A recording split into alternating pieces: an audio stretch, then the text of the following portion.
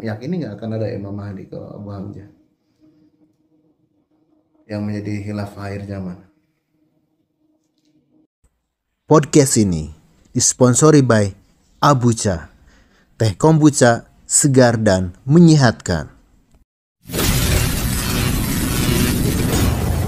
Ya kan itu kabar nubuah. Nah, Nah gitu. Kabar nubuah itu ya kita mengimani lah. ya. Mengimani. Berarti sama kalau gitu. Ya. Artinya itu kan di akhir zaman akan ada Imam Mahdi. Iya. Entah kapan gitu.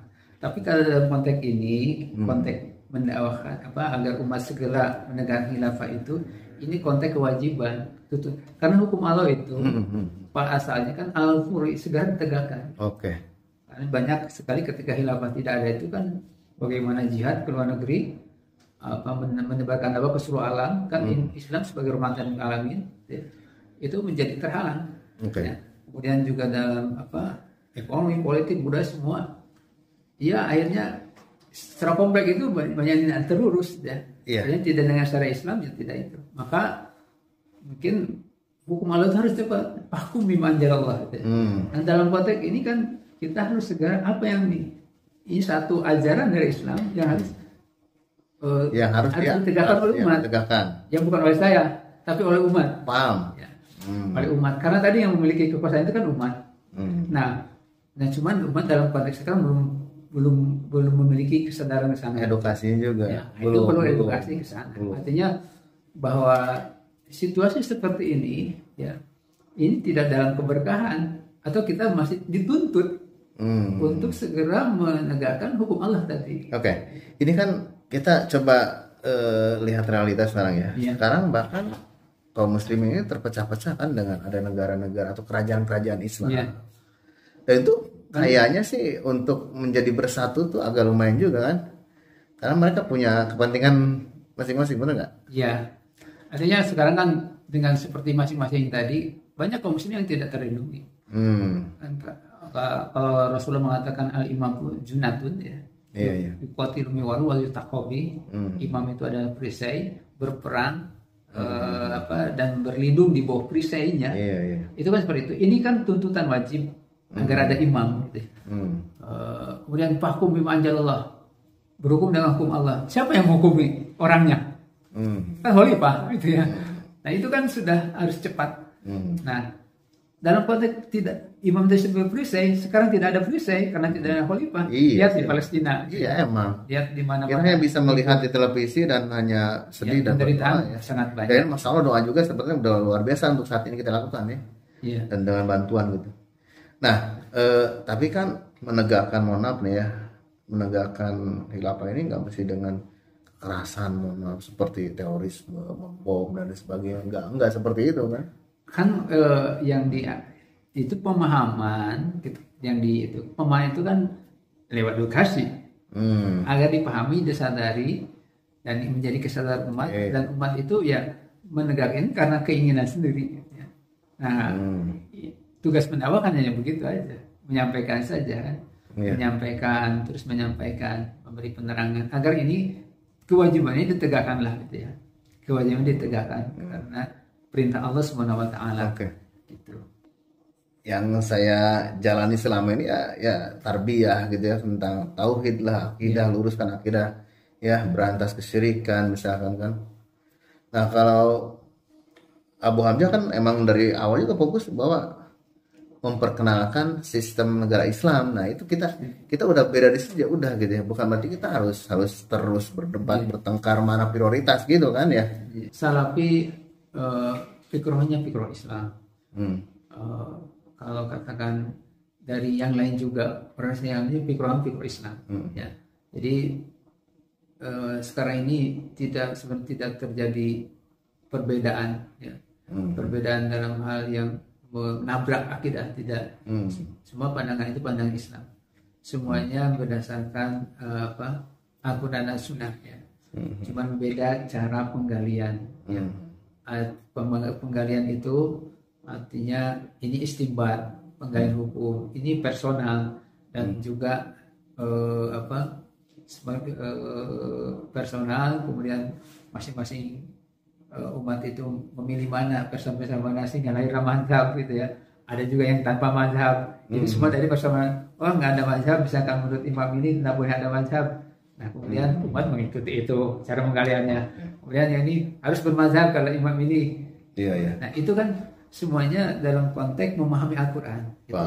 Dan itu sudah wajar terjadi karena beda person itu beda ijtihad, beda hasilnya juga produknya.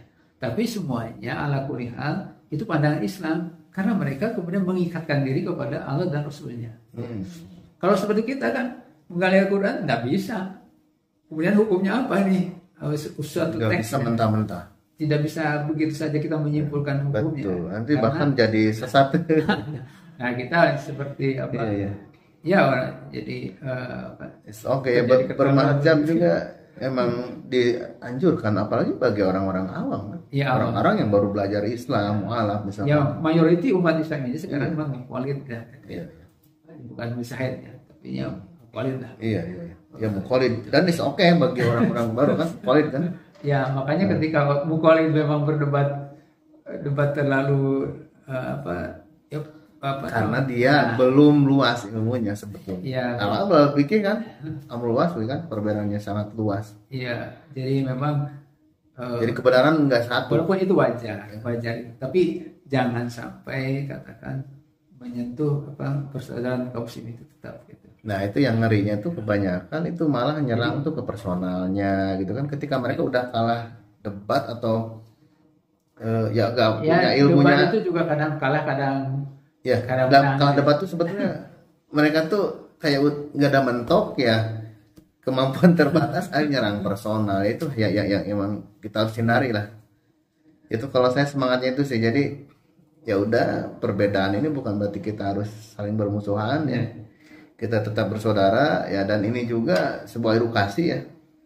Dan tidak ada sedikit pun dari kita ini untuk menakut-nakuti ya. Sebenarnya hikmah perbedaan itu banyak. Salah satunya kan menambah intelektualitas.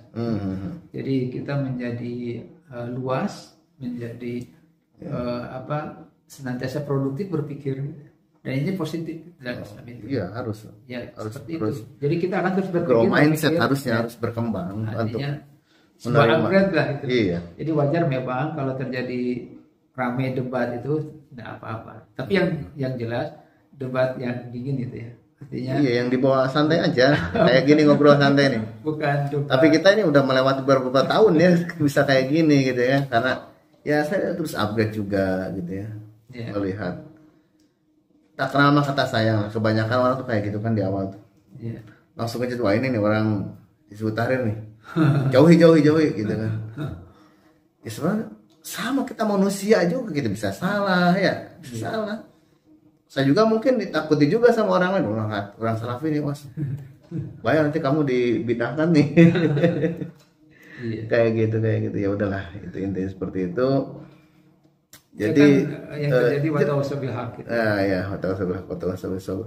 Dan kita nggak mesti takut ya, kita kan kadang kebanyakan di doktrin itu kan nggak boleh dengan itu gitu kan. Merasa ketakutan, nanti terpengaruh gitu. Nah itu waktu saya pernah dulu ya di sebuah organisasi yang memang tidak perlu saya sebutkan, di situ memang kita tertutup, harus ditutup dengan semua yang ada di luar sana. Karena kalau kita tahu kebenarannya, kenapa mesti takut gitu ya? Kalau yang kita yakini benar gitu, kenapa harus menutup diri gitu? Ya semacam kayak orang nih di sebuah kandang, dia itu jago kandang nongol gitu. Ketika keluar dia malah bisa nggak dia mempertahankan ya prinsipnya kayak gitu kan sebetulnya. Iya, jadi kalau kita ingin ke umat ya terjun ke umat lah. Artinya kita harus yang kita bawa itu memang kuat ya. Sehingga umat bisa menerimanya dan real gitu. Iya. Ya saya juga, salah satu guru saya kan Ustaz Khalid Basalam, dia terbuka kan dengan ustaz-ustaz lain kan, bukan dengan ustaz salafi aja. Nah itu kan sebagai contoh kan ukhuwah Islamiyah gitu. Dan itu dia emang ibaratnya menanggung risiko ya, mungkin ada yang nggak suka dengan caranya seperti itu. Tapi itulah kan jalan dakwah gitu ya. Tidak kita repot kalau memaksa orang harus suka kita semua, benar nggak? Jalan dakwah ya, jalan dakwah yang saya tempuh juga seperti ini gitu. Bagi saya saudara kaum muslimin, jangan takutlah. Kalau kita memang punya prinsip, pegang prinsip itu terus pegang gitu kan. Ya. Tapi bukan berarti harus dijauhi, dimusuhi saudara-saudara muslim yang lain. Justru di situ tidak indah kalau gitu ya. Belajar agama keras hati, nah itu berarti ada yang salah. Kalau yang saya pahami seperti itu, alam bisa seperti itu. Ketika kita belajar bahkan kita jadi keras kasar kepada sama muslim, itu tak beres. Seperti itu. Baik ya, syukron ya Abu Hamzah ya. Semoga ada manfaatnya ya. Amin. Ini memang seperti ini adanya ya diskusi kita ya. Silahkan kalau ada yang baik diambil, kalau ada yang buruk ya silahkan dibuang ya, karena kebenaran dari Allah dan Rasulullah ya, kesalahan dari kita. Semoga ada manfaatnya. Barakallahu fikum. Waalaikumsalam.